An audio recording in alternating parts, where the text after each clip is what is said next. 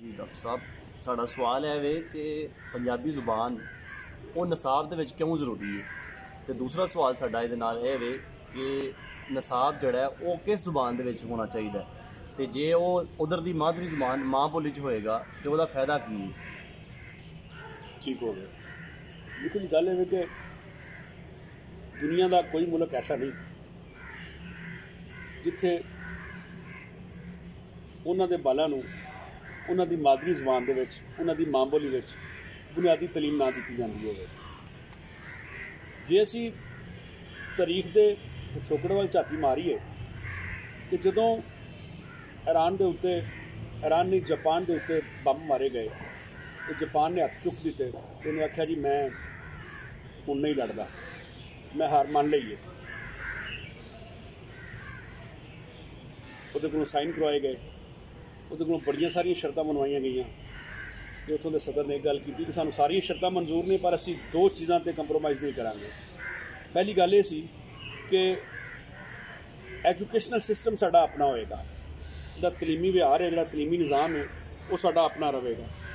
दूसरी उन्होंने गल ये सी कि जुबान जिहड़ी है वो असी दूजे दिन ही अपनावांगे, जुबान साडी रहेगी। देखो ये कौम हार खा के भी तबाह हो के भी दो चीज़ा नहीं छड्डदी पई, एक जुबान नहीं छड्ड रही और एक अपना तलीमी निज़ाम नहीं छड्डदी पई।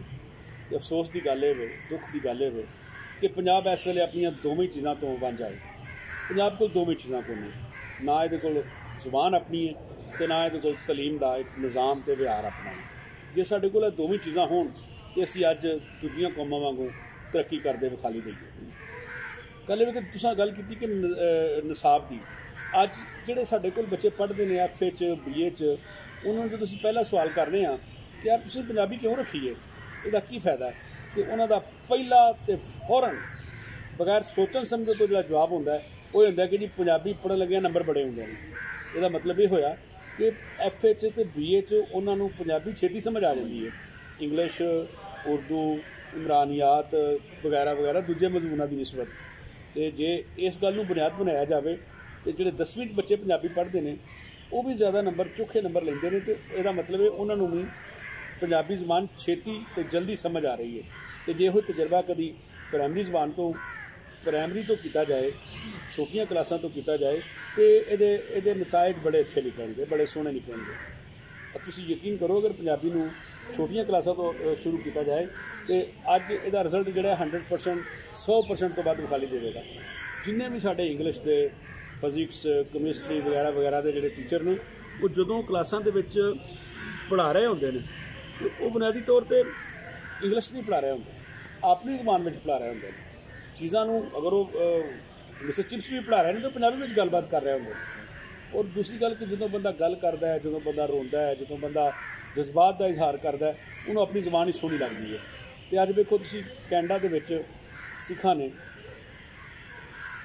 उस मुल्क की तीसरी वड्डी ज़बान अपनी ज़बान नूं मनवा लिया, तो पंजाबी नाल प्यार की वजह तो उन्होंने इस तरह अपनी ज़बान नाल प्यार किया है कि वो अज मज़हब सियासत हर चीज़ पंजाबी ज़बान में ढाल चुके हैं।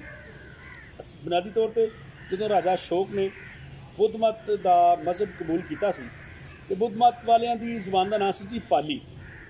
तो राजा अशोक ने यह ऐलान कर दिता सी कि अज तो बाद पाली सरकारी दरबारी ज़बान होएगी तो नाले मजहबी ज़बान होएगी। लोगों ने ज़बान सीखनी शुरू कर दी, पढ़नी शुरू कर दी। बुनियादी वजह है कि जी पंजाबी ज़बान के नाल हजे तक साड़ी मुआशियात नहीं जुड़ी, जिहड़ी ज़बान के नाल लोगों के मुआशी दरबारी सरकारी सियासी मजहबी मफाद जुड़ जान, फिर लोग वो ज़बान सीखते हैं। हुण ज़बानदानां नूं चाहिए, ज़बान नाल प्यार करने वाले नूं चाहिए कि इस ज़बान दे विच तहकीक करके इहदे नाल लोकां दे मफाद जुड़न, मजहबी मफाद जुड़न, इहदे मजहब दा लिटरेचर आवे, तहकीकी हवाले नाल मशीनी मवाद जुड़न, मुआशी मफाद जुड़न। पढ़ने वाले नूं पता चले कि पंजाबी BS करके MA करके पंजाबी MPhil PhD करके पंजाबी पढ़ के मैनूं मुआश दा कोई ना कोई जरिया मिल जाएगा। वैसे तो सियाणे आंदे ने कि डिग्री कागज़ का एक टुकड़ा है, असल तलीम तुहाडे रवैये हुंदे ने। तो जे रवैया वेख्या जाए, जे इस गल नूं बुनियाद बना के गल की जाए ਤੇ ਜਿੰਨੀ ਸੋਹਣੀ ਇਨਸਾਨ ਦੋਸਤੀ, ਮੁਹੱਬਤ, ਰਵਾਦਾਰੀ, ਭਾਈਚਾਰਾ, ਸਾਂਝ, ਸਲੂਕ ਪੰਜਾਬੀ ਜ਼ੁਬਾਨ ਸਿਖਾਉਂਦੀ ਹੈ। ਪੰਜਾਬੀ ਦੇ ਸੂਫੀ ਸ਼ਾਇਰ ਸਿਖਾਉਂਦੇ ਨੇ, ਦੂਸਰੀ ਕੋਈ ਜ਼ੁਬਾਨ ਨਹੀਂ ਸਿਖਾਉਂਦੀ।